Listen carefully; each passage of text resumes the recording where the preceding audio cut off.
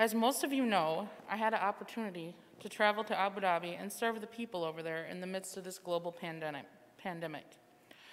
I'm not at liberty to speak about the work I did over there, but I was asked to share what I learned about the country, cultures, Muslim faith, and my own faith.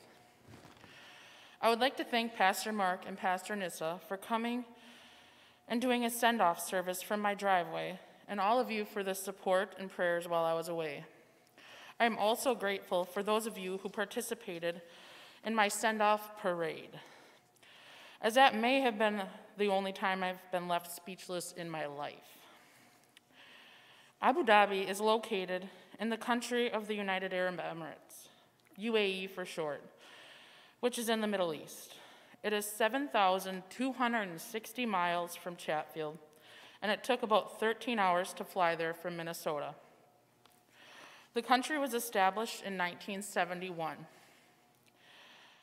My immediate reaction when riding in the bus from the airport to our hotel was that I was going to miss my green grass and trees.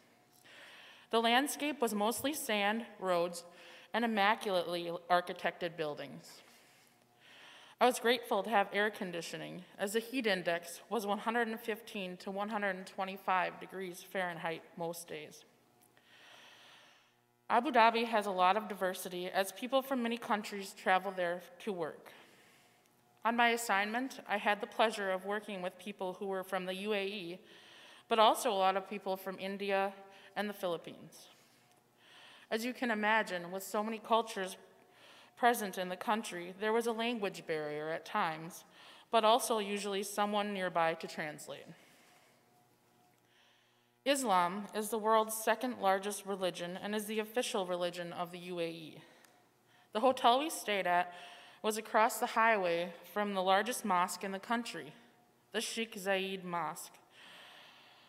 People who practice Islam are referred to as Muslims. While we were there, the Muslims were observing Ramadan, which is referred to as the holy month of fasting.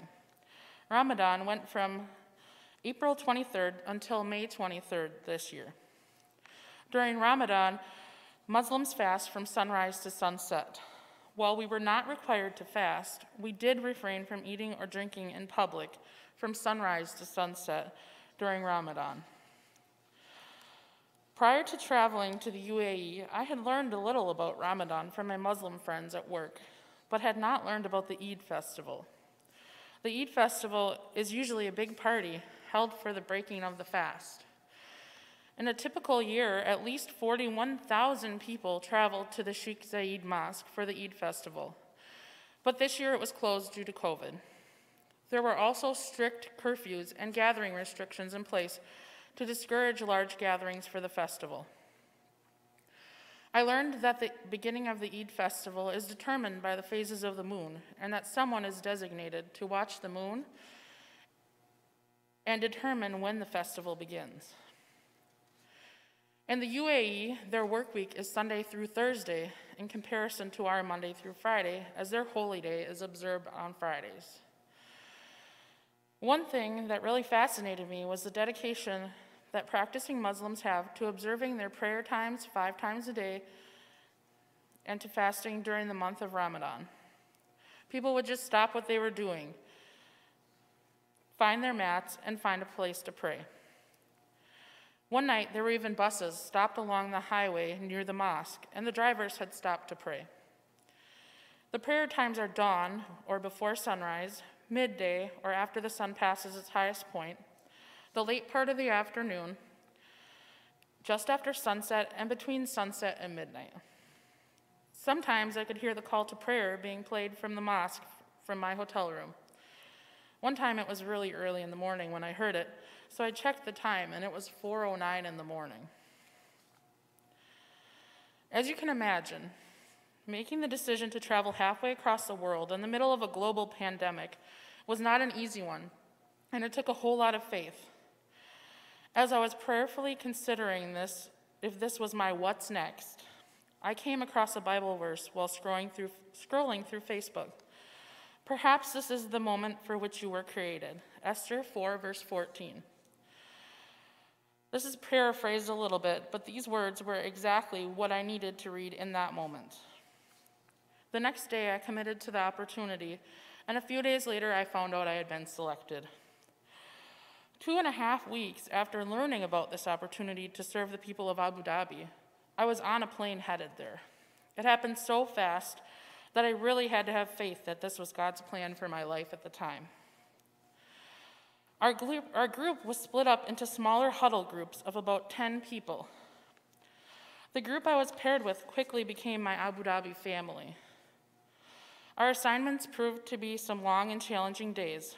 Many of us relied heavily on our faiths and the support of each other to make it through those days. I recall having faith conversations with many of the group members as we were traveling to or from our assignments or on our days off. Through these conversations, I learned that about half of our huddle group had read one of my favorite books, Love Does by Bob Goff. This made sense to me because his book is all about showing love to others through your actions and not just your words. I journaled every day while I was on this trip and had 150 pages written by the time my trip story was finished. I wanted to share a little bit of what I wrote on one of my toughest days toward the beginning of this experience. I saw this message just when I needed it tonight. Staying positive doesn't mean you have to be happy all the time. It means that even on the hard days, you know there are better ones coming. Today was one of those hard days. I have to remember that I'm still learning. I'm learning a lot of new information all at once. I have to remember that God is working through me, and this is my what's next, or what's now. I was close to tears trying to fall asleep tonight, and a song from my childhood came to my mind, so I sang it. I cast all my cares upon you. I lay all of my burdens down at your feet. And anytime I don't know what to do, I cast all my cares upon you. Instantly, I felt a sense of calm come over me, and I was finally able to fall asleep. I wish I could say I was at peace for the rest of the trip, but I definitely had more moments of uncertainty, anxiety, and feeling homesick. I did, however, have this night to look back on, and I just kept reminding myself, God brought you here, and He is here with you. If it doesn't challenge you, it doesn't change you. This journey definitely challenged me and changed me for the good.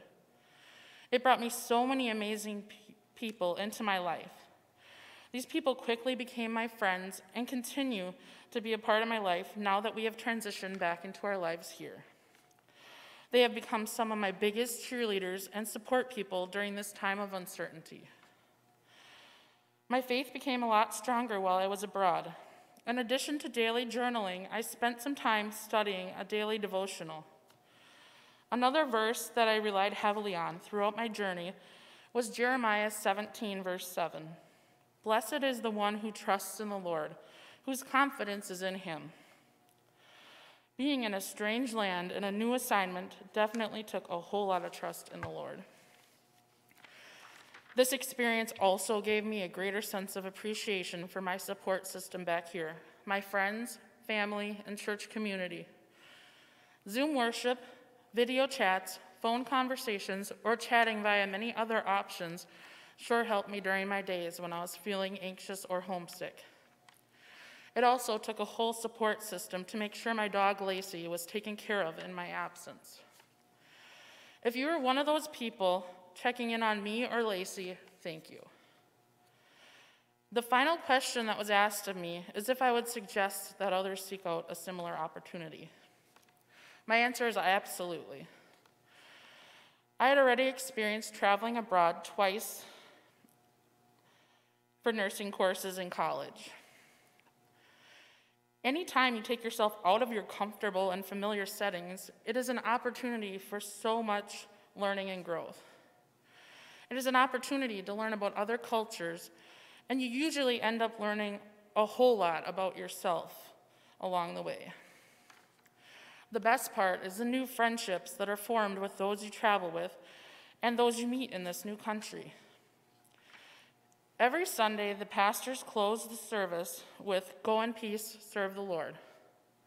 We have the opportunity to do this every day as we go about our work, and I was able to do this through this experience as well. If you choose to serve abroad, just remember that not everything about it is going to be comfortable or easy. You can, however, take comfort in the fact that whether you are home or abroad, God brings you where He needs you, and He is there with you.